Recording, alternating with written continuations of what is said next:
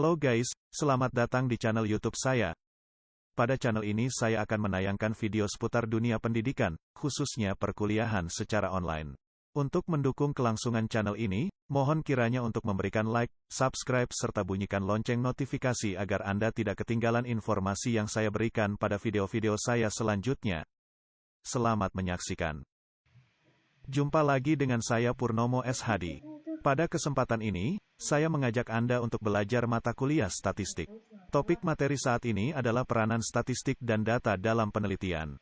Setelah mengikuti perkuliahan ini, diharapkan Anda mampu memahami peranan statistik yang berguna bagi penelitian dan memahami jenis-jenis data yang digunakan serta metode pengumpulan data, penyajian data, dan pengolahan data. Silakan menyimak sampai selesai. Semoga bermanfaat.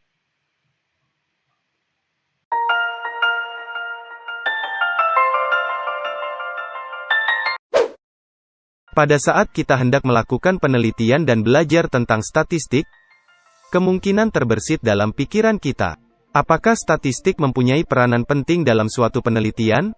Dan juga, apakah tanpa statistik, penelitian tetap dapat dilakukan?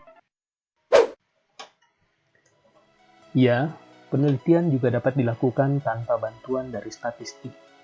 Ini berlaku terutama pada penelitian kualitatif yang mengutamakan analisa berbentuk analitik.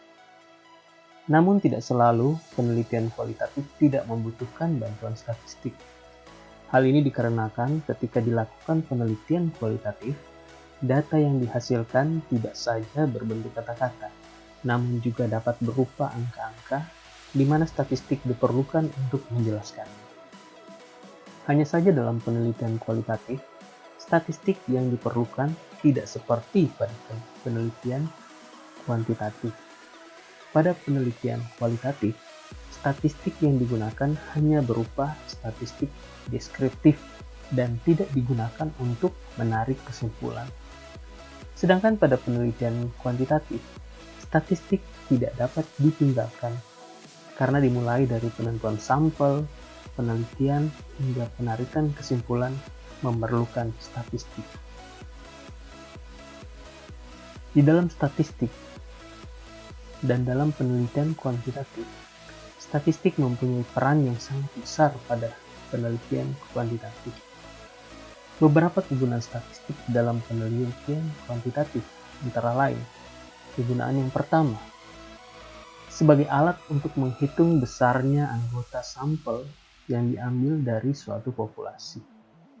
Penggunaan statistik dalam menentukan jumlah sampel penelitian dapat memberikan jumlah sampel yang representatif terhadap jumlah populasi sehingga jumlah sampel yang ditentukan lebih dapat dipertanggungjawabkan. Dalam hal ini, statistik membantu peneliti untuk menentukan berapa jumlah sampel yang tepat untuk dapat mewakili populasi penelitian. Kegunaan yang kedua, yaitu sebagai alat untuk menguji validitas atau kesahihan dan realitas atau keakuratan instrumen.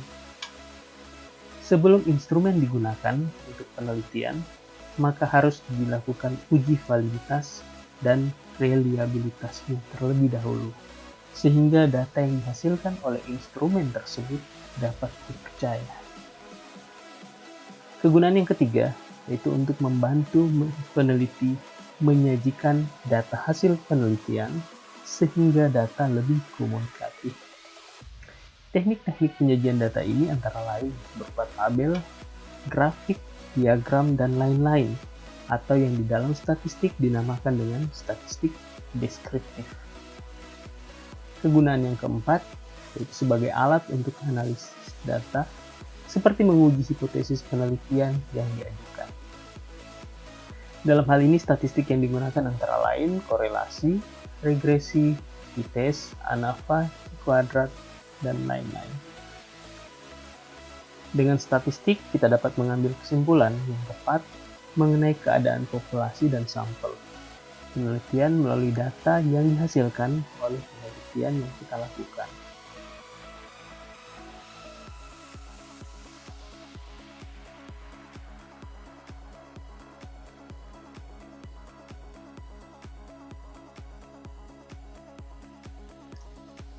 Dalam penelitian statistik, dikenal ada istilah data.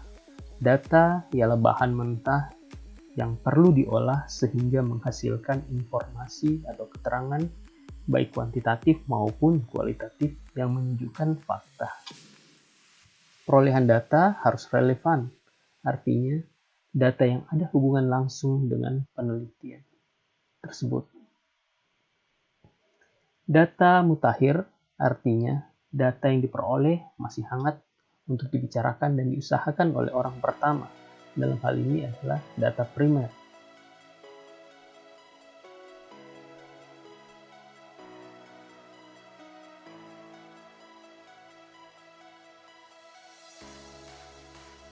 Ada beberapa jenis data di dalam statistik, yaitu yang pertama data kualitatif.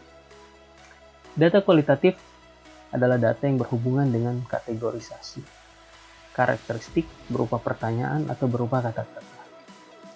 Contohnya, wanita itu cantik, pria itu tampan, harga minyak turun, harga dolar naik, rumah itu besar, pohon itu rindang, laut ini dalam, dan lain-lain.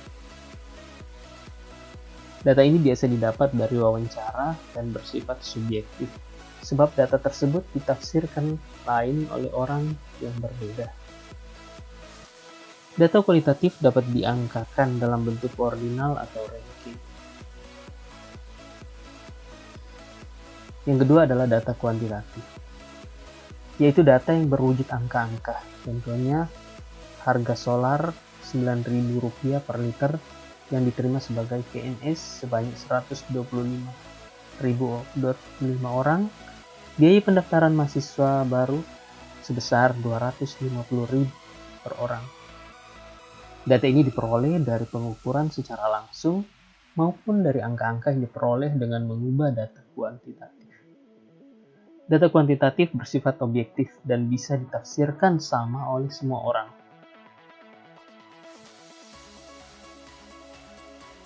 Dalam pengambilan data berdasarkan dari sumber yang diperoleh.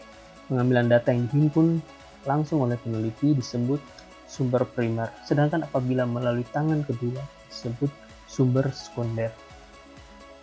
Dan metode di dalam pengumpulan data ialah teknik atau cara-cara yang digunakan oleh peneliti untuk mengumpulkan data.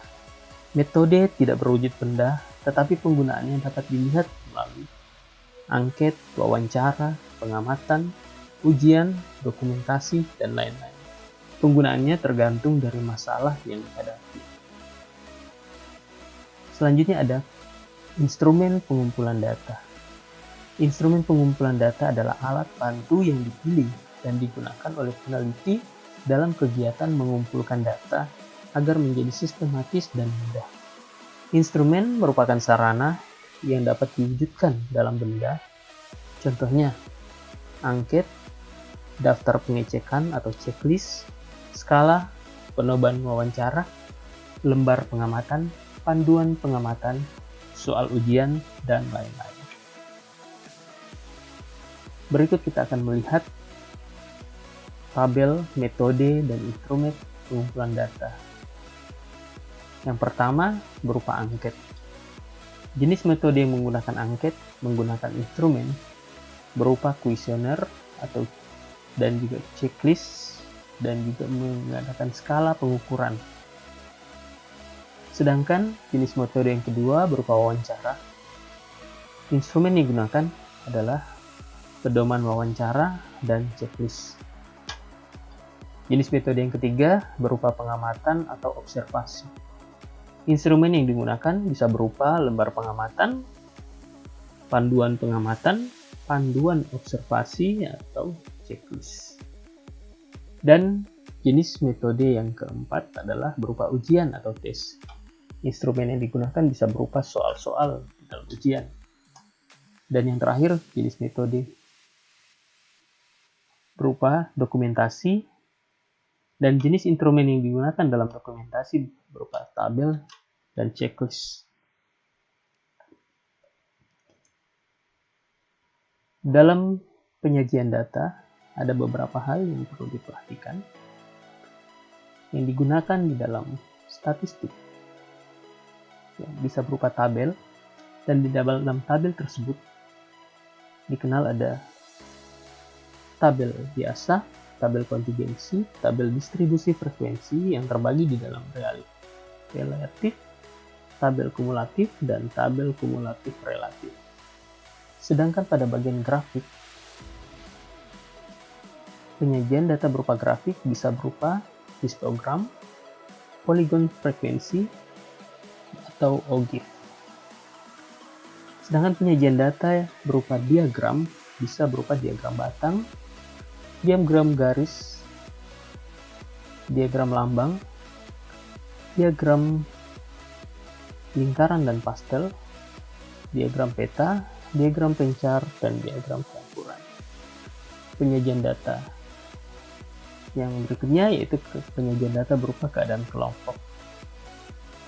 Terbagi di dalam tendensi sentral yang terdiri dari rata-rata hitung atau istilahnya mean, rata-rata ukur, rata-rata harmonik, modus atau mode. Yang kedua yaitu ukuran penempatan, terdiri dari median, kuartil, desil, persentil. Penyajian data yang terakhir yaitu berupa pengukuran penyimpangan. Ini bisa berupa rentangan antar kuartil, rentangan semi interkuartil, rentangan simpangan rata-rata, simpangan baku, varians, koefisien varians, dan angka baku. Di dalam mengolah data selalu diklasifikasi, dan upaya klasifikasi ini merupakan usaha untuk menggolongkan, mengelompokkan, dan memilih data berdasarkan pada klasifikasi tertentu yang telah dibuat dan ditentukan oleh peneliti. Dan di dalam pengolahan data dapat dilakukan untuk menguji hipotesis yang telah dirumuskan. Hipotesis yang akan diuji harus berkaitan dengan masalah yang diajukan. Dan semua jenis penelitian tidak harus berhipotesis, tetapi wajib merumuskan masalahnya, dan penelitian yang menggunakan hipotesis adalah metode eksperimen. Jenis data akan menentukan teknik yang akan digunakan, apakah kualitatif atau kuantitatif. Data kualitatif diolah dengan menggunakan teknik kualitatif, sedangkan data kuantitatif diolah dengan menggunakan teknik statistik, baik statistik non-parametrik maupun statistik parametrik. Data yang banyak digunakan untuk statistik non-parametrik adalah data nominal atau ordinal, sedangkan data yang digunakan untuk statistika parametrik adalah data interval dan rasio. Di dalam mengolah data ada interpretasi hasil di dalam pengolahan tersebut. Tahapan ini menerangkan setelah peneliti menyelesaikan analisis datanya dengan cermat, selanjutnya peneliti menginterpretasikan hasil analisis akhirnya dengan menarik kesimpulan yang berisikan intisari dari seluruh rangkaian kegiatan penelitian dan membuat rekomendasi. Sekian penyampaian materi perkuliahan online ini. Terima kasih telah menyimak video ini sampai selesai. Semoga bermanfaat dan menambah ilmu pengetahuan bagi Anda. Mohon maaf jika ada penjelasan yang kurang dipahami. Sampai jumpa pada perkuliahan online berikutnya. Selalu jaga kesehatan dan tetap semangat menggapai cita-cita. Tuhan memberkati kita. Amin.